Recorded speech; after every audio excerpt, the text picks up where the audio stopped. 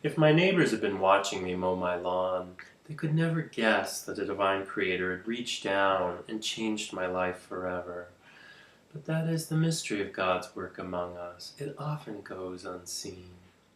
If it had only seen me pause in place for 10 seconds or so, and then resume mowing the lawn, but this time at a greater speed, for God had not left me in a peaceful ecstasy. My body smoldered with his love, and my mind raced accordingly, desperately trying to move beyond shock into understanding.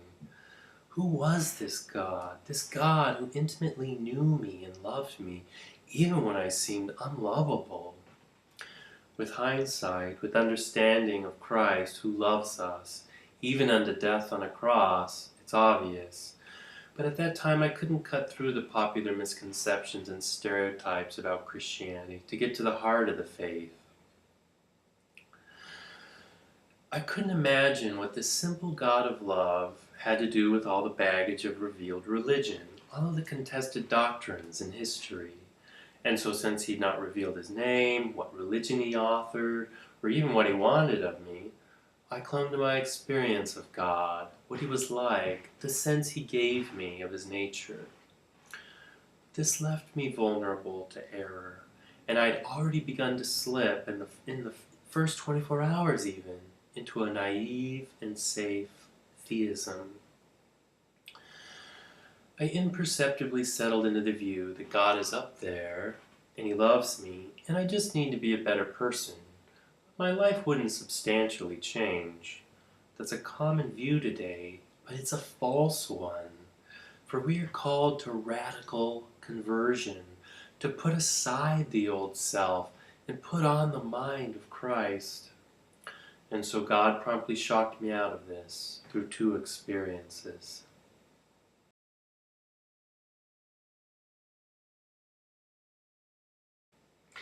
The day after my conversion experience, I decided to wash the dishes since they'd been piling up as the semester ended.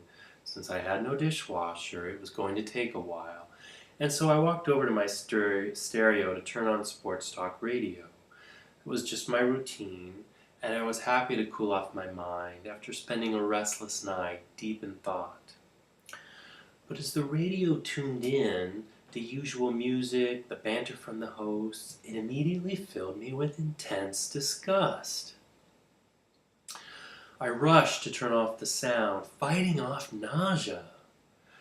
Music and words that I'd always found edgy and pleasing and funny instead sounded lurid and like gears grinding.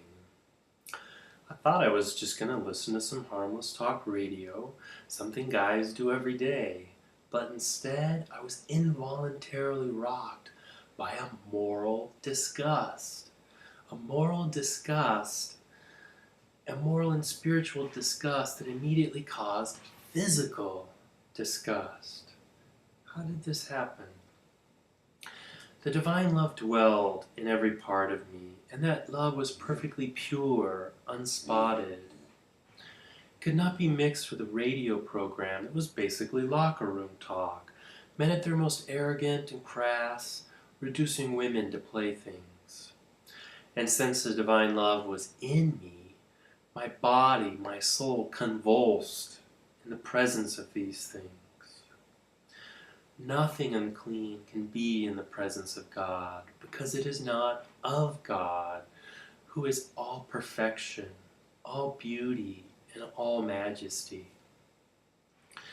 From then on, I knew that I had to surround myself with the things of God, those things that he delights in, since he calls us to his beauty and his perfection. God's ways are not our ways, and we are often lulled into a moral and spiritual sleep.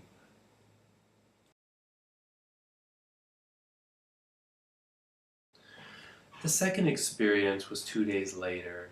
I spent those days puzzling over this God who defied all my expectations, committing who he was to memory day and night, barely sleeping or eating, but sustained by God's love. But over the course of those days, the divine love slowly drained out of me like a bucket with a small hole. Finally, on the third day, the love passed, and I decided to go running late at night with my dogs at a park. Just as I arrived, an evil thought passed through my mind, and then another, and then another. Each thought was more outrageous than the last, like a rising fury, a crescendo of evil. I was stunned, not just by the wickedness of the thoughts, but these thoughts clearly came from outside of me, as if some unseen entity was subtly pushing them into my mind. I immediately guessed that there must be something like evil spirits, and that God was allowing me to clearly distinguish their actions on me from my own thoughts. I got out of the car and started my run at a frantic pace, talking and shouting the whole way in praise, adoration, and a desire for greater understanding. Now that may seem strange, but I was excited because God had not left me an orphan as I had feared. He was continuing to show me even more, even if it wasn't good news. As I ran, I kept saying over and over, "Are there demons? There must be demons." Then just as I emerged from a hollow of trees into an intersection of paths and dirt roads, God answered my question. Spread out against the moon, wrapped in smoky clouds, like a scene straight out of a horror movie, 1,000 or so furious demons streamed down the road toward me. Some ran, some flew, some were thin, some were fat and angular. They looked like animal humanoids, like 1,000 different failed genetic experiments. Their skin or hides were burnt orange, dirt brown, lime green, electric red, but all ugly. Though they looked monstrous, and though they strained to seize me, I was not afraid. They were restrained at a distance of about 50 yards. There was a kind of spiritual, demilitarized zone between us, and I knew I was in God's care, that He was showing me something under His protection.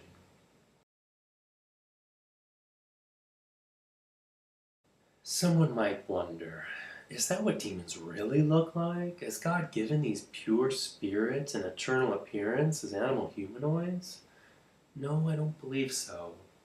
They appear that way because the point is they're grossly deformed, at war with their own angelic nature.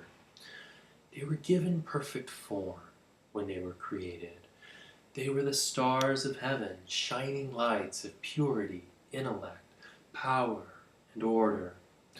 And now they are formless, in a sense, and so they usually appear like a rumpled sheet of deep blackness moving through our world. They have lost their shining purity. Their intellect is warped, no longer disciplined and perfectly rational, and so they often prefer a small short-term victory over us to a greater long-term advantage. God has stripped them of most of their raw power. He's largely neutered them, and so they rage because they have a memory of their former self. They yearn to deform the things of God, the things God has lovingly given form to. So they want to deform our souls, our families, our sexuality, our relationship with neighbor and the material world, and they want to deform our holy liturgies and church traditions. For several seconds, God had raised the veil that separates the natural and supernatural, revealing a cosmic drama that earlier ages had taken for granted, but that for me was unthinkable. 3 days before, I was not shocked that there was a God. After all, something like an angel had saved me from a car accident some months before. And even before that, I'd typically been a wobbly agnostic who was willing to allow for the clockmaker God of the Enlightenment, the God who created and set the world in motion and then simply stepped away. Now, of course, I was shocked that God knew me and mercifully loved me, and especially that He would reveal a small part of Himself to me. But the fact of demons, that was the greatest shock of my life. The very first thought I had when I saw the demons was that the typical medieval farmer had a more accurate understanding of our human condition, its perils and possibilities, than all of the smartest people I'd ever known. Modern philosophers, psychologists, social scientists, artists had got the basic picture wrong because their eyes were fixed only on this passing world. But those ancient prophets, scorned for their desert religion, they understood the beauty and danger, the staggering importance of our human choices.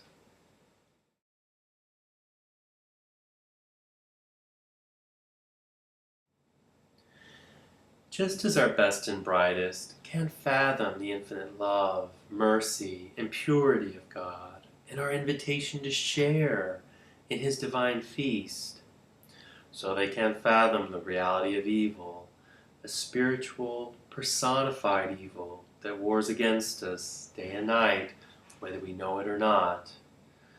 And make no mistake, those demons wanted to destroy me. From the fact of demons, and of the fact that God was one, a monotheistic God, and not part of a pantheon of gods, I reason that one of the three desert religions, or religions that claim Abraham as their father, must be true: Judaism, Christianity, or Islam, and so that ruled out the Eastern religions. For I'd reason that if God bothered to reveal Himself to me, He certainly would have more fully revealed Himself to our ancestors over time, and preserved that revelation in some form. After all, He wasn't leaving me an orphan, and so why would He be an absent father throughout history? But now which religion? They couldn't all be true, since they each made important claims that the other would deny, particularly over the question, who was Jesus? With that thought, I went to bed.